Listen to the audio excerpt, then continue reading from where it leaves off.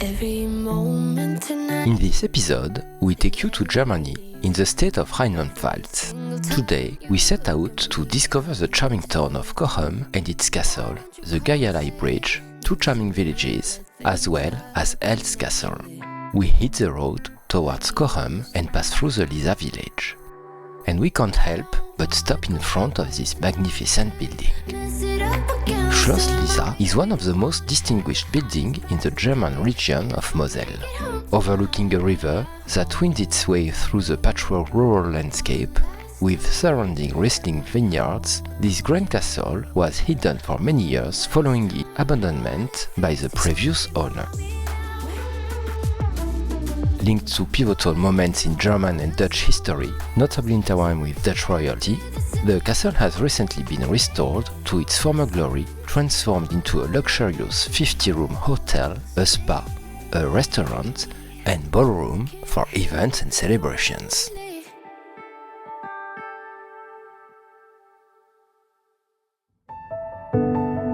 We hit the road towards Elst Castle, passing through Bernkastel-Kues, a small town located on the banks of the Moselle River.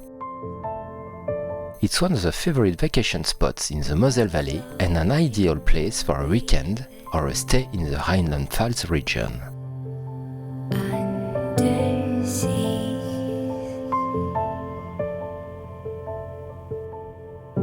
The town is situated on both sides of the Moselle, with two bridges spanning the river. On one side is the wine village of Kues, and on the other side is Bernkastel, the most touristy district.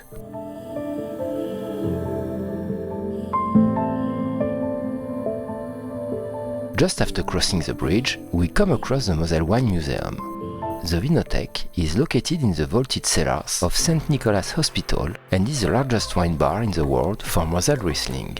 More than 150 different Moselle wines can be tasted and purchased here. We arrive in the old town, and as expected in Germany, we make a short stop to eat a freshly grilled sausage and continue our walk in the old town.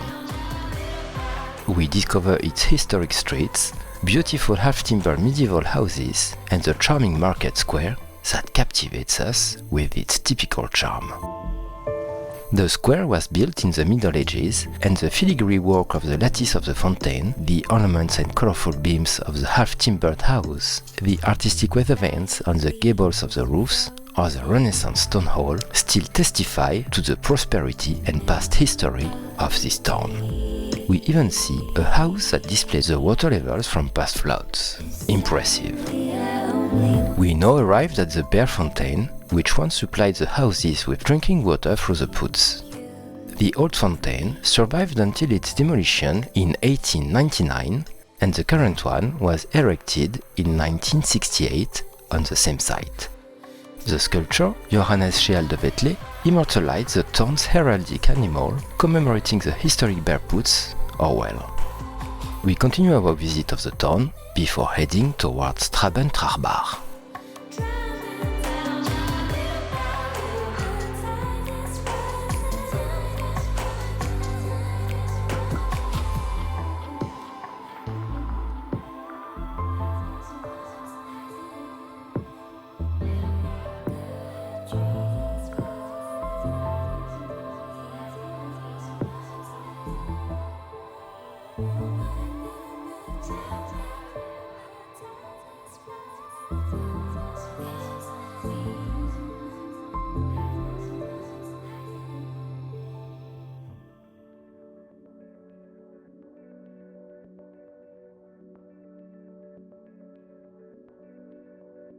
The town owes its uniqueness to its magnificent Art Nouveau villas. We discover a beautiful example of this on the south bank of the bridge, which leads us to the old town of Trarbach, which was designed by Berlin star architect Professor Bruno Möhring. And we spot magnificent Art Nouveau buildings such as the Bahnhof Traben-Trarbach, which is the town's railway station. The station was opened in 1905 after the merger of the two towns of Traben and Trarbach in 1904. It was built in an Art Nouveau style and is considered one of the most beautiful railway stations in Germany. Today, The station is still in operation and serves regional and local trains. At the turn of the century, towards the end of the 19th century and the beginning of the 20th century, Traben-Trarbach was the second largest wine trading city in Europe after Bordeaux. Thanks to its close ties to Prussia and its status as a Protestant enclave on the Moselle, which was mainly Catholic, the town was ideally placed to conduct lucrative wine trading activities. Initially, the wines were exported to neighboring European countries and overseas. The considerable prosperity and wealth generated by the wine trade formed the basis for the construction of new style buildings. We come across the historic tower of the town, restored in 2004, which is by far the most impressive vestige of the medieval fortifications of the town of Trarbach. Today, the tower, which was originally one floor higher, serves as a lookout tower whose platform offers a magnificent view of the double town's roofs. We descend from the tower and stop at a pretty fountain in the courtyard, and once again, on the walls, we can see the flood levels of the town.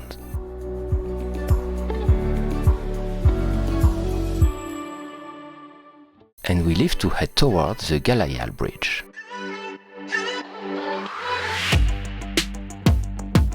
On the way, we come across a doe, and just like her, we stop to watch her before she disappears into the woods. The bridge can only be accessed on foot from the villages of Morsdorf and Sosberg, where it's possible to park. Two circuits are possible, the short circular circuit of 3.6 kilometers or the longer one, which is 5.5 kilometers. We choose the short one. Since its opening in 2015, the Galayal Bridge has attracted more than 1 million visitors. This impressive structure, located in the north of the Hunsrück, was built by Swiss experts following the model of Nepalese bridges. 360 meters long, it weighs 62 tons and costs more than 1 million euros. The Galayal Bridge owes its name to the historical name of the terrain over which it passes, called Gayalai. This is probably due to the presence of numerous birds of prey around the cliff, as well as the slate deposits typical of the region, called lai.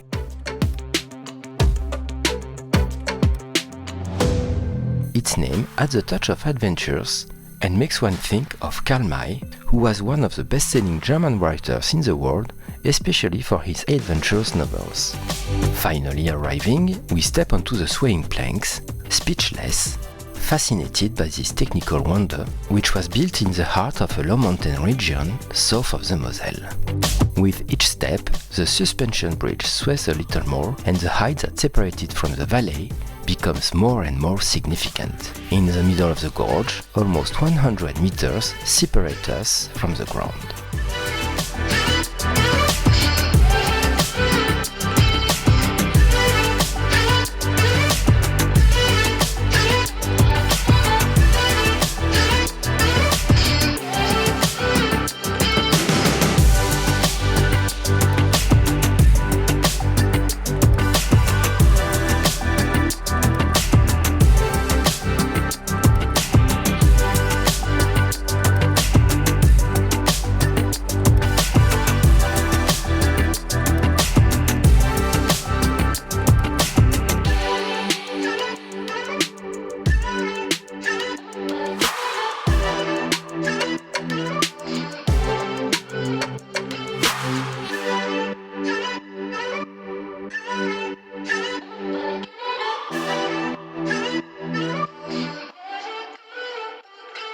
After crossing this bridge twice, we head towards Elst Castle and make a few quick stops to enjoy the beauty of the landscapes and buildings we come across on our way, like this monastery.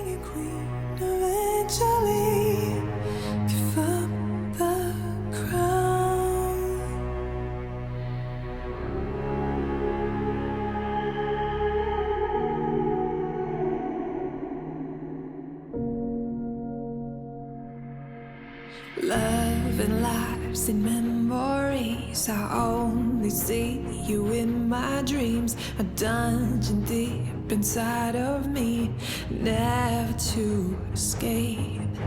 We had it all, the sun and moon and stars in all of me and you. I take a breath, you fade to blue. Suddenly I'm awake. Remember what it felt like back in the sun when we were living with fairy tale hearts. Wish I could write the before it played out against the broken king and queen, eventually give up the crown.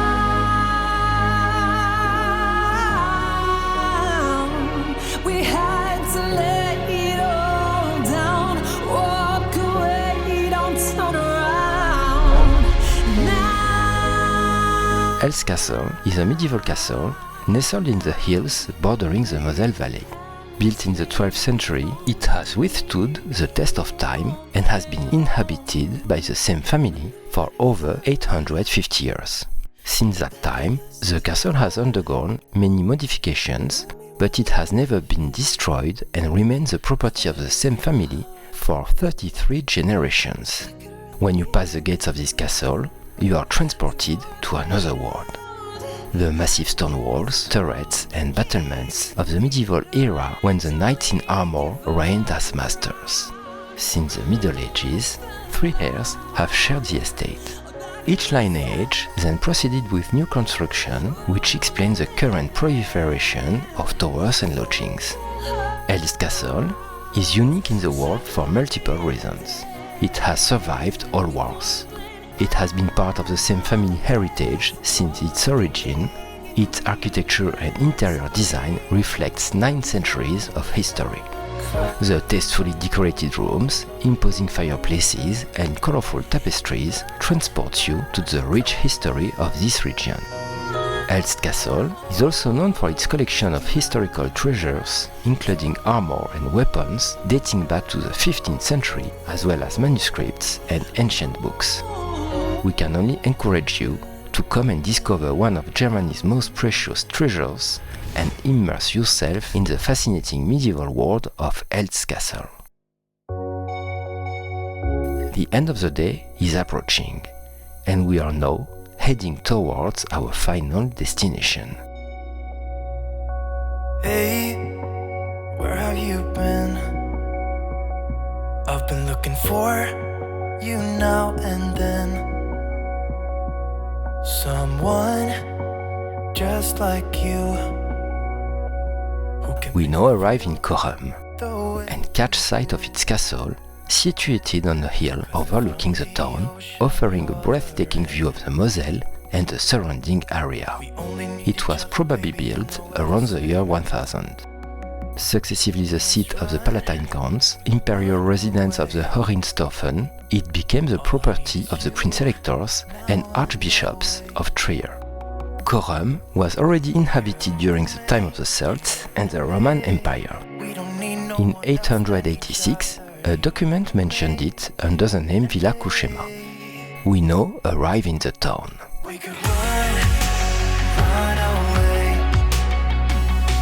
The town was ceded to the ecclesiastical principality of Trier by King Adolf of Nassau in 1294 and remained in the electorate of Trier until 1794, when it fell under French occupation. In 1689, under the reign of Louis XIV, the castle was destroyed by French troops, like several other fortifications in the valleys of the Rhine and Moselle. Corrum and its castle were occupied and ruled by the French during the Napoleonic Wars.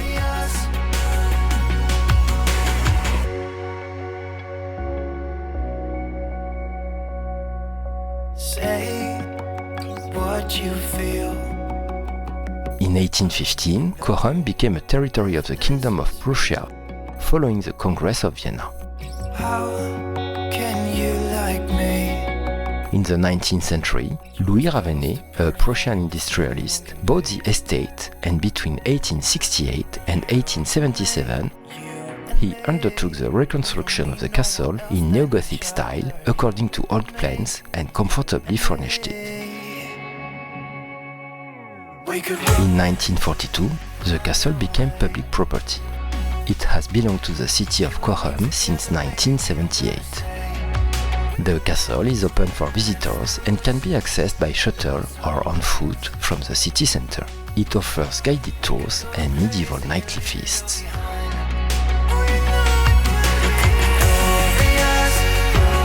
The town itself is an architectural gem with cobblestone streets lined with colorful half-timbered houses, and we stroll through it until nightfall before finding a restaurant to end our day, which has been quite full.